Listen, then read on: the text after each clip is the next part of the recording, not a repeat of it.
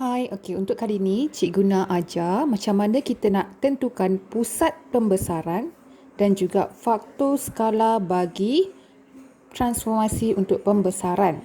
Okey, menentukan pusat pembesaran dan faktor skala. Okey, kat sini kita ada contoh gambar rajah, ada dua gambar rajah. Ini adalah objek. Ini adalah objek yang tak ada prime tu. A ni adalah objek. Yang ni ada prime atas tu, koma atas. Ini adalah panggil image.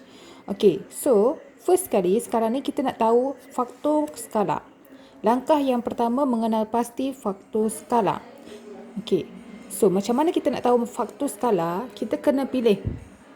Kita kena ambil salah satu sisi. Contohnya cikgu ambil sisi ni. Okey, sisi ni ada berapa kotak? Ada 2 kotak. Okey, sisi ni ada berapa kotak? Kita ambil sisi yang sepadan. Okey, jangan pula awak ambil pergi sisi sini. Tak sama.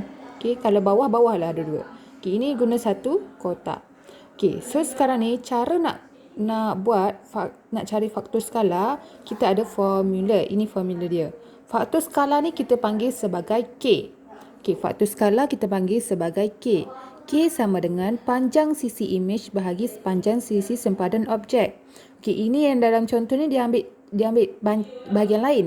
So yang kita ambil tadi 2 dengan 1. Okey, dia kata panjang sisi image bahagi dengan panjang sisi objek. So cikgu tulis kat sini formula tepi dia. K ialah sama dengan, ni K sama dengan panjang image bahagi panjang objek.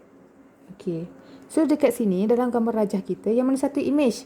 Ini yang ada prime ni kan? Ini adalah image. So kita tulis tadi bawah ni guna 2 kotak. So kita tulis atas 2. Image 2. Okey, untuk objek dia adalah 1. So 2 bahagi 1, kita akan dapat jawapan dia 2. So skala dia adalah 2. Sama tak? Sama. Sebab ini dia ambil 4, 2 ni dia ambil sisi yang ni. Sebelah ni. Dengan ini 4 dengan 2. Okey, so maksudnya kita tak kisah pun nak ambil mana-mana sisi. Okey, mana-mana sisi akan dapat jawapan yang sama. Janji kita tahulah formula kita betul. Atas image, bawah kena objek. Okey.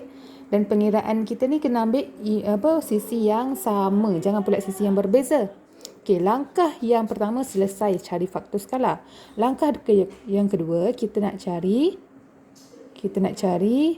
dia punya pusat pembesaran. Nak cari pusat pembesaran.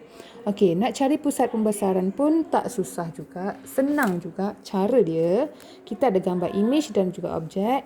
Kita satukan dia punya bucu. Semua bucu tu kita satukan dia.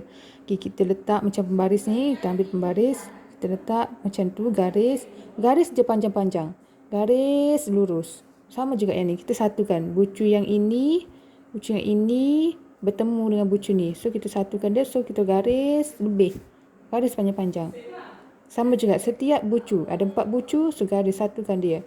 And then kita akan jumpa satu titik persilangan yang sama. So inilah yang dikatakan sebagai pusat pembesaran. Okey? Faham kan? So kalau faham, kita boleh buat untuk hari ini ialah latihan 8. Tentukan pusat pembesaran dan juga faktor skala bagi setiap pembesaran yang berikut. Okey, selesaikan ni. Good luck.